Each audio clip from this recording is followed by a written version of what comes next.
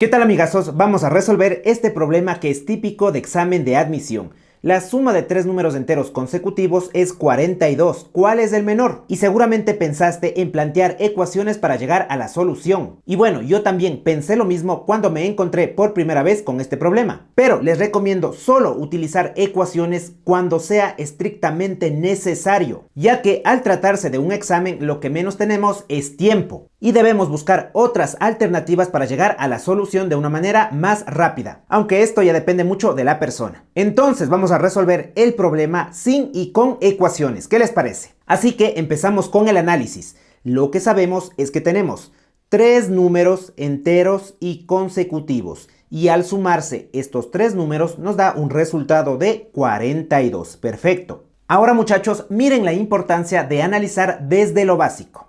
Pongamos como ejemplo los siguientes números: 4, 5 y 6. Son tres enteros consecutivos. ¿Qué les parece si calculamos el promedio?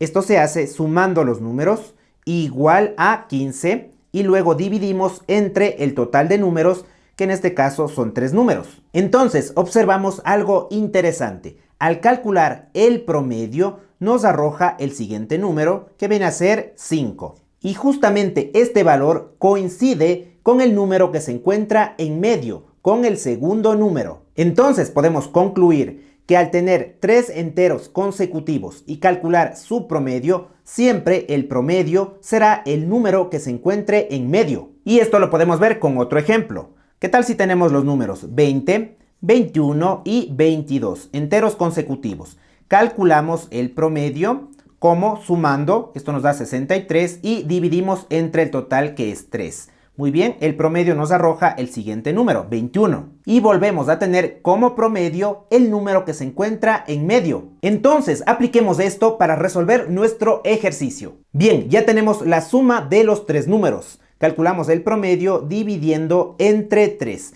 Esto nos arroja el siguiente número, que es 14. Y como sabemos, para este caso, el promedio es el número que se encuentra en medio. Así que el anterior es el 13 y el posterior es el 15. Y así sabemos que 13 más 14 más 15 es igual a 42. Pero veamos la pregunta. ¿Cuál es el menor? Y el menor entre los tres es el número 13. Así que la respuesta se encuentra en el literal C. Muy bien.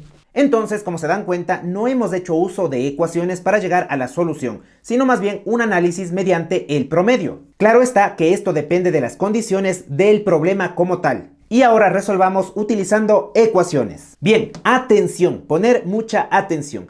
Tenemos tres números enteros consecutivos.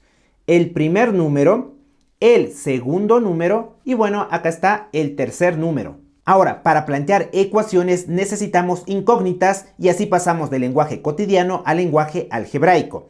El primer número desconocemos, le asignamos X, ¿sí o no? Al segundo número le asignamos Y y al tercer número le asignamos Z. Y bueno, si nosotros sumamos los tres números, esto es igual a 42. Y de seguro aquí se dieron cuenta que se presenta un pequeño inconveniente.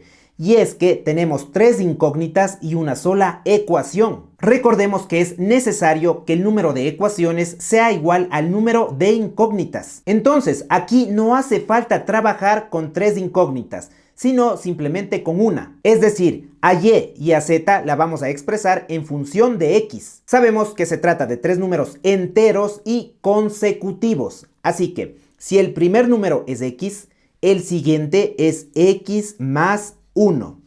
Y el tercer número es X más 2. ¿Sí o no? Y esta ecuación ya la podemos resolver de una manera sencilla. Despejemos X. A ver, X más X y más X es 3X. Excelente. 1 más 2 es más 3. Y esto es igual a 42. Continuamos. 3X, muy bien, igual. Ahora, para eliminar este 3, restamos en ambos lados de la igualdad 3. No se olviden, la propiedad de la igualdad. O también podemos utilizar la expresión. Lo que está sumando pasa al otro lado a restar. Entonces, 42 y acá tenemos menos 3. Ojo, que ya tuvimos una clase donde se explicó cómo se realizan los despejes. Pero con todo les dejo el enlace para que puedan repasar. Continuamos. X, muy bien, es igual. 42 menos 3 es 39. Y para simplificar este 3, dividimos en ambos miembros de la igualdad entre 3. O también podemos decir, lo que está multiplicando pasa al otro lado a dividir. Finalmente sabemos que x es igual a 13. Y como la pregunta es, ¿cuál es el número menor? Sabemos que en nuestra ecuación x representa al número menor.